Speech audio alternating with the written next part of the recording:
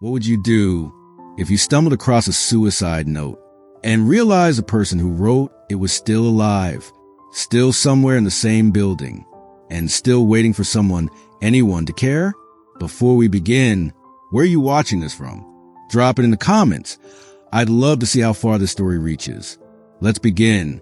The penthouse was silent, not peaceful, not serene, but hollow, like a museum where the exhibits had been forgotten.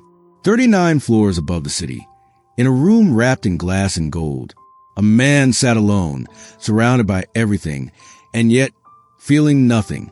He had built empires, made headlines. His face once graced business magazines.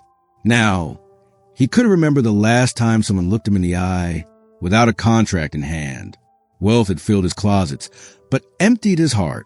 Loneliness had made a home out of him. He stood at his desk, pristine, marble untouched.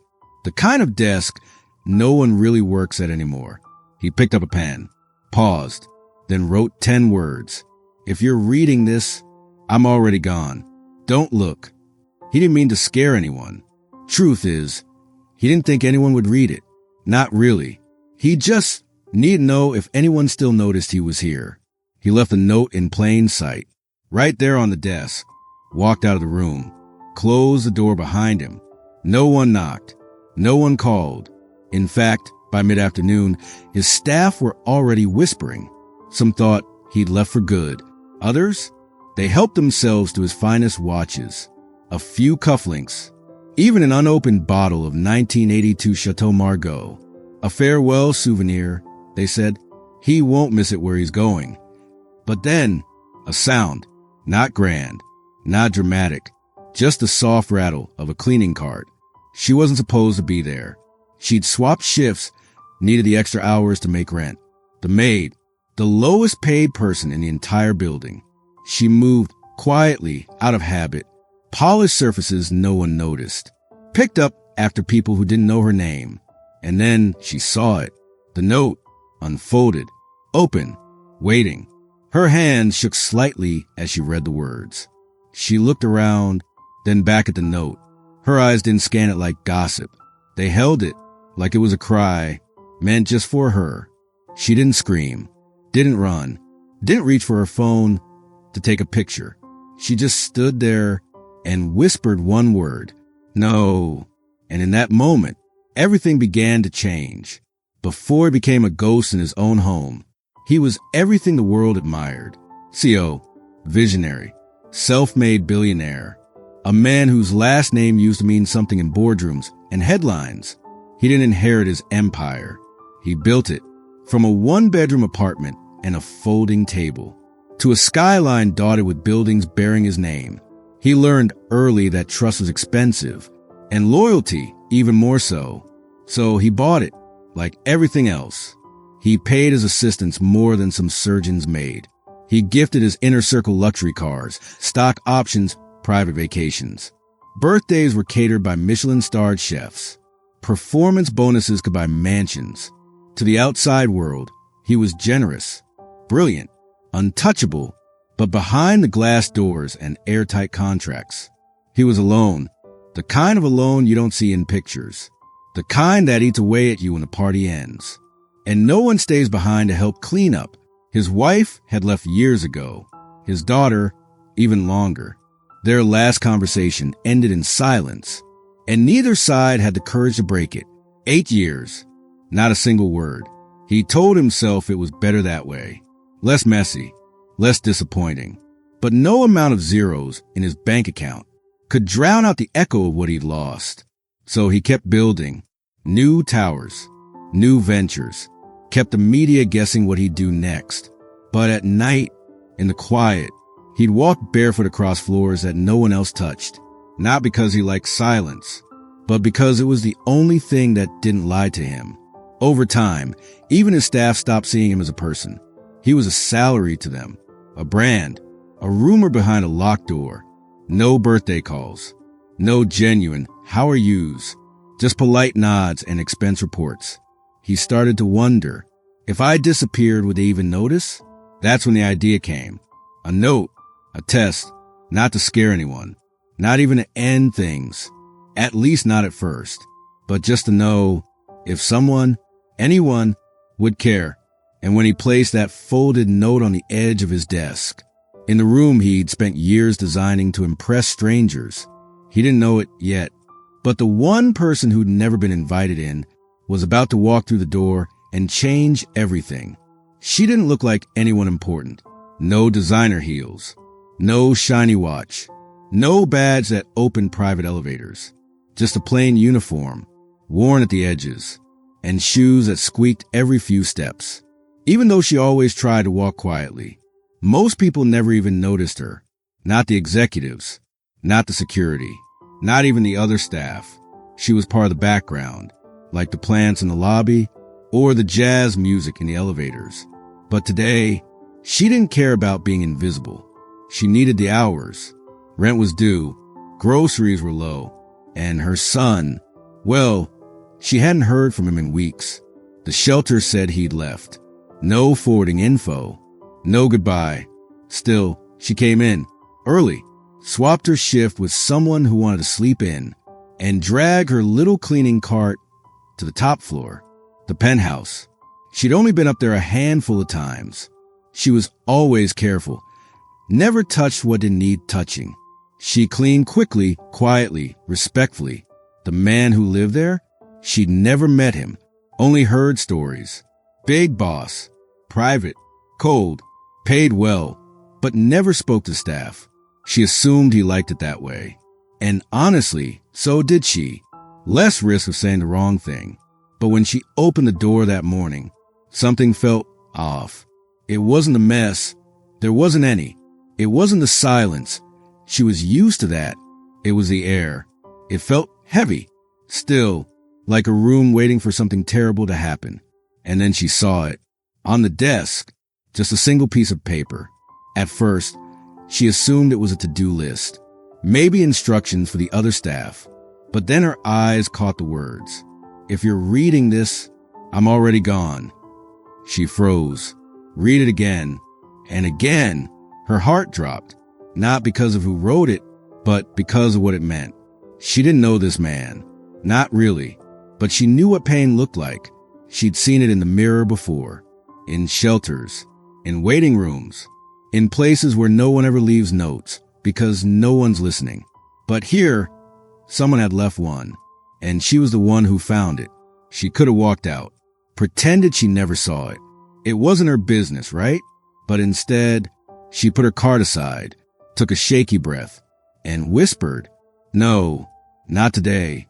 She didn't care how rich he was, or how broken he felt. Someone was going to care, even if it had to be her. She wasn't the only one who saw the note.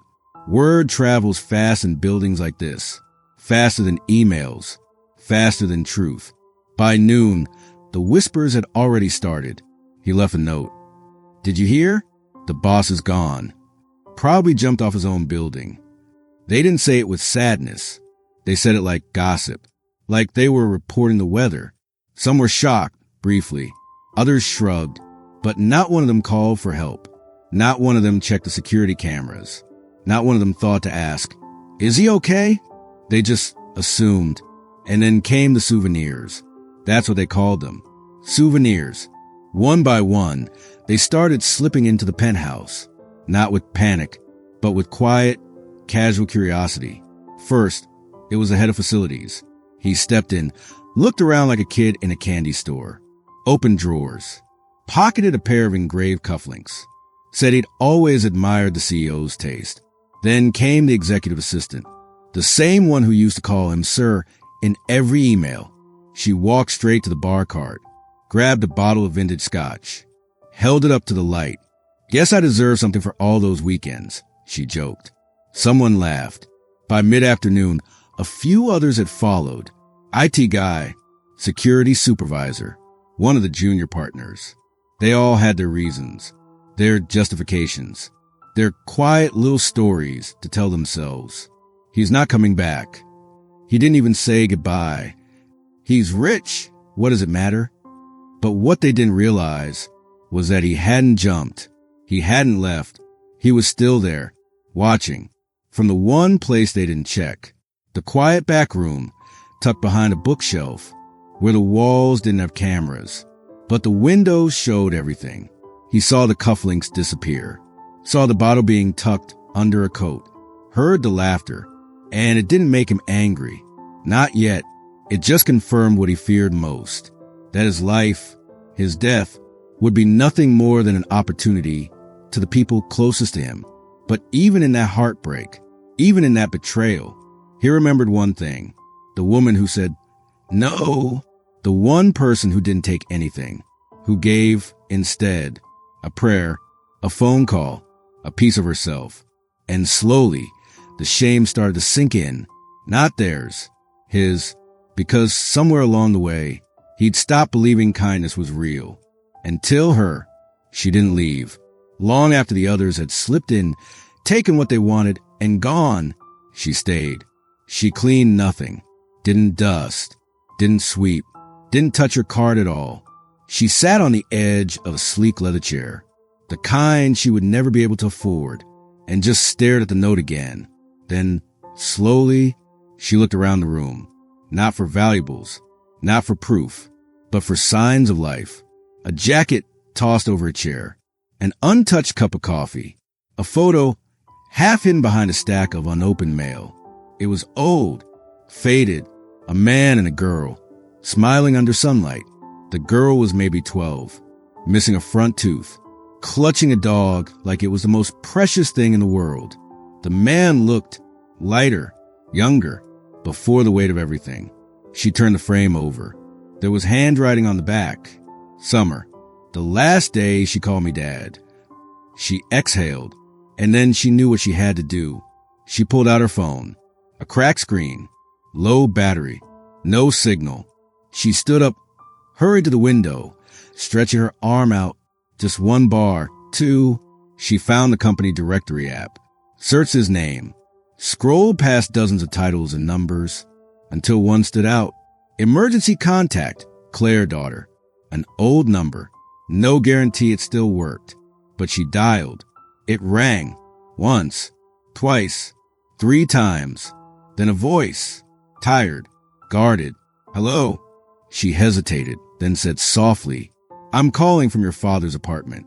I think he might be in trouble. Silence. Then click. The line went dead. She stared at the phone. Maybe it was too late. But still, she stayed. She didn't know where he was hiding, or if he was listening. But just in case, she started to speak. Not loud, not demanding. Just gently, like you'd speak to someone who'd forgotten what kindness sounds like. She told him about her son, how he'd disappeared a year ago, how every night she left the light on just in case he came back, how hope was sometimes the only thing that didn't cost money. Then she did something no one would have expected. She reached into her coat pocket, pulled out a crumpled $20 bill. It was all she had left until Friday, meant for gas, maybe some bread, or enough ramen for 3 nights. She walked to the desk, placed it gently beside the note, and whispered, if you're still here, take this.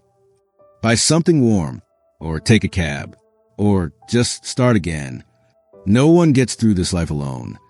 Then she sat down, folded her hands, and began to pray, not in English, not with fancy words, but in the quiet language of her childhood, the kind spoken in small, candlelit kitchens where faith was stronger than fear. She prayed until her voice grew hoarse, until her body ached, until the city outside turned from gold to gray to black. And still she stayed, because somewhere out there, in the silence between heartbreak and healing, someone was listening. He hadn't meant to listen. He'd hidden himself in the one part of the penthouse no one ever went, behind a bookshelf through a narrow door, a small, windowless room meant for storing files of forgotten things. That's where he waited, not to be saved, not to be found, just to disappear, quietly. But the silence he expected never came. Instead, a voice, soft, unfamiliar, unshaken. It wasn't a voice that begged, or lectured, or screamed. It simply spoke, like he was still human, still in the room, still worth something. And at first, he hated how much it hurt. Her stories, They weren't grand or dramatic. They were real. She talked about lighting candles when the power got cut, about her son sleeping under park benches while she scrubbed office floors, about praying, not because she was religious, but because sometimes it was the only thing she had left to give. And then, the moment that undid him completely, that $20 bill. She had nothing. He had everything. But she still gave, not because she wanted anything in return, not for credit, not for thanks, just because that was the moment, not the note, not the looters, not the loneliness. That, he felt something stir in his chest, something heavy and hot and shameful. He had spent years testing the world, withdrawing, punishing, waiting for proof that people were selfish, transactional, cold. And they were, most of them, but not her. And that ruined his excuse, because now he couldn't say the world was empty, not when a woman with holes in her shoes just handed him her last $20 and prayed for a man she didn't even know. Tears came, not the kind that fall in pretty movie scenes, the kind you fight, the kind that burn. He covered his mouth, didn't want to make a sound, didn't want to be found yet, not like this. But inside, something cracked, not broken, cracked. And through that crack, a little light got in. He stayed there, hidden, until her voice grew faint, until she fell asleep on the couch, hands still clasped, face tilted toward heaven. He watched her for a long time, long enough to realize he didn't want to die, not anymore. He just didn't know how to live. But for the first time in a very, very long while, he wanted to learn. He didn't wake her. When morning light broke through the floor-to-ceiling windows, she was still curled up on the couch, arms folded, face calm, like someone who hadn't slept peacefully in years. He stood in the doorway, watching, and for the first time in a long time, he saw someone not as a threat, not as a liability, but as a reason. When she finally stirred, her first instinct wasn't to ask if he was okay. She looked embarrassed, apologized for falling asleep, said she didn't mean to overstep, and he didn't say much. He just nodded, then asked her name. No one had asked her name in months, not up here. And when she told him, he said thank you, not out of politeness, but because it was the only thing he knew how to say without falling apart. Then he asked her one more question. Do you know where your son is now? She hesitated. You could see the answer in her eyes before it left her mouth. No, I've looked every shelter, every corner. Nothing. He nodded again. Didn't promise anything. Didn't say, I'll fix it. Didn't try to comfort her with hollow words. He just disappeared into another room and came back a few minutes later with a phone, already dialing, not to his assistant, not to PR, to a private investigator, the best money could buy. He gave her son's name, his age, the city where he was last seen, and said 6 words he'd never said for anyone but himself. Spare no cost. Find him now. She cried, not loudly, not dramatically, just quietly, like someone who didn't expect the world to ever move on her behalf. Days passed. She kept working. He kept healing. And then, one morning, a knock on the door. A young man stood there, thin, worn, eyes cautious but familiar.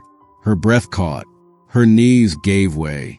He whispered, Mom, and she collapsed into him, sobbing into his chest like she was making up for every night she'd spent wondering if he was still alive. There were no cameras, no speeches, just 2 people finally finding their way back to each other. And in the background, the man who had once given up on life stood still, silent, and smiling, not with pride, but with something softer, gratitude. For the first time, he'd use his power to fix something that actually mattered, and it felt right. A year can change everything. 12 months ago, he was writing a suicide note, wondering if anyone would even notice he was gone. Now, he walks into meetings with a smile, not the fake kind, not the PR version, a real one, soft, earned, honest, The office looks different too, not just the decor. The energy. People greet each other now, ask how weekends were, stay late not out of fear, but because they believe in the work again. And sitting at the head of the table is her, the maid, the woman no one saw, the woman who had nothing except courage. She doesn't wear a uniform anymore. She wears a navy blue blazer with her name stitched inside. Ku, Chief Operating Officer. She didn't get the title out of pity. She earned it. Turned out, years of managing multiple jobs, raising a son alone, and surviving without a safety net had made her the most qualified person in the building to actually lead people. She listens. She sees what others miss. She never forgets where she came from, and neither does he. Their relationship isn't dramatic. It's not some fairy tale ending. It's real, built on trust, respect, shared silence, and one impossible moment that changed both of their lives. But not everyone was celebrating. The ones who looted, the ones who treated his death like a clearance sale, they didn't just lose their jobs. They lost something bigger, their reputations. Because one morning, without warning, a post went live on his LinkedIn. No names, no accusations, just a quiet little video clip, security footage of expensive suits slipping cufflinks into pockets, of staff laughing with bottles in their hands, of silence when someone should have said, "Are you okay?" And at the end of the video, just 5 words, "Promote kindness. It saved me." The post exploded. Millions of views, tens of thousands of shares, articles, podcasts, interviews. People didn't just talk about the fall of the greedy. They talked about the rise of the kind. She never asked for credit, never chased the spotlight, but the world gave it to her anyway, because in a building full of people who were paid to care, she was the only one who actually did. And that changed everything. It wasn't loud. It wasn't angry. And it definitely wasn't planned by a PR team, but it made the internet stop. At exactly 7:13 a.m., he logged into an account he hadn't touched in over a year. LinkedIn. No one expected what came next. Not from him. Not from that platform. There was no caption at first. Just a video.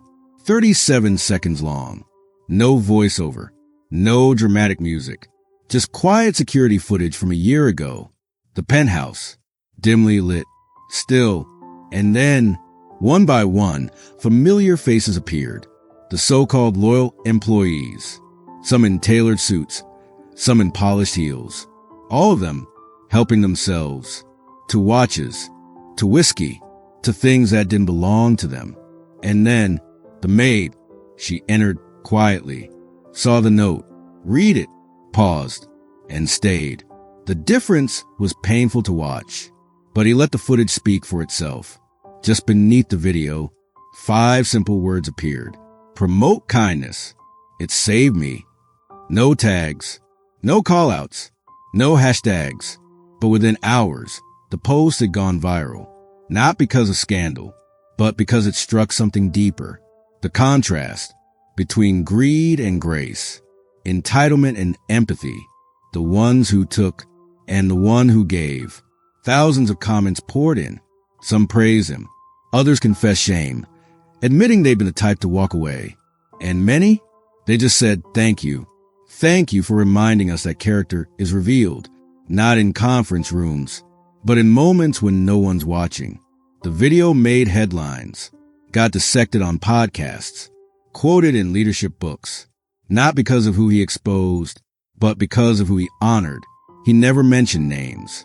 Didn't need to. The ones who stole, they outed themselves in the comments, defending, denying, deleting posts in panic. But it was too late. The world had already decided where to place its respect. And it wasn't with the takers. It was with the woman who stayed, who prayed, who gave her last $20 and never expected anything back. Her story became more than viral. It became a mirror, a reminder that in a world full of climbers, sometimes the person you overlook is the one who ends up holding you up. So what saved him? It wasn't therapy, or money, or time away on a private island. It was kindness. Quiet, unpaid, unexpected. It came from the one person no one noticed, in the moment when everyone else looked away. And maybe that's what this story is really about. Not a billionaire, not a viral post, not even a redemption arc. It's about what happens when someone dares to care, even when no one's watching. Because you never know what your smallest act of compassion might undo, what wall it might break down, what life it might hold together. That maid didn't set out to be a hero. She just refused to walk past pain like it wasn't there. And in doing so, she didn't just save a man. She changed him. She gave his power a purpose. And she reminded all of us that character isn't built when the world is watching. It's built when you think no one ever will. So maybe today, check on someone. Send that message. Make that call. Be the person who stays, even when everyone else walks away. Because sometimes the person who needs saving isn't the one we expect. And sometimes you are the only one who can reach them. If the story moved you, and if you want more stories that stir the soul, subscribe to Heartfelt Tales TV. Share it. Send it to someone who might need it.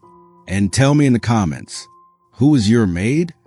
That one person who saw you when no one else did. Or maybe you were that person for someone else. And if no one's told you this lately, you matter. Your kindness matters. And the world is better because you're in it. Thanks for watching. I'll see you in the next one.